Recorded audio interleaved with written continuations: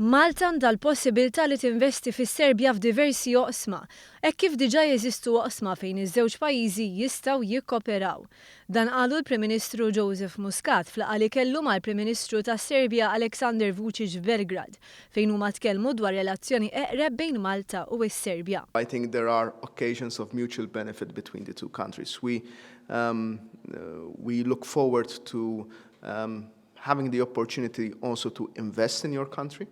The same way that we are investing in other countries. Case in point is Montenegro.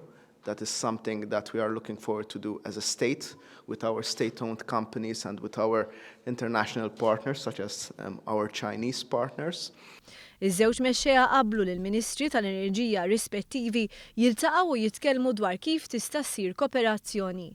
Il-Prim Ministru Muscat qal li Malta tappoġġja l-applikazzjoni tas-Serbja biex tissieħeb fl-Unjoni Ewropea. Our policy has always been and is consistent in advocating the enlargement of the European Union to countries that adhere to the conditions of membership.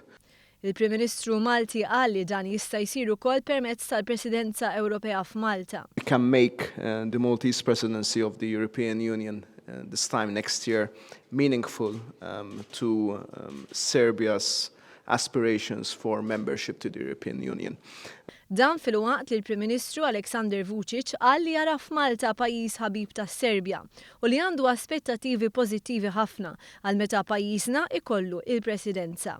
Is-sibt fil-għaxija l-Prim Ministru Joseph Muscat iltaqa' mat-tim nazzjonali tal-water polo f'Belgrad u awgura li t-tim għas-suċċess billi huwa għall-ewwel darba fl-istorja tal-water polo Malti illi tim Malti qed jikkompeti f'kampjonati Ewropej. Jakkumpanja lill-Prim Ministru Joseph Muscat fi żjara tiegħu fis-Serbja mill-Ministru għall-Enerġija Konrad Mizzi.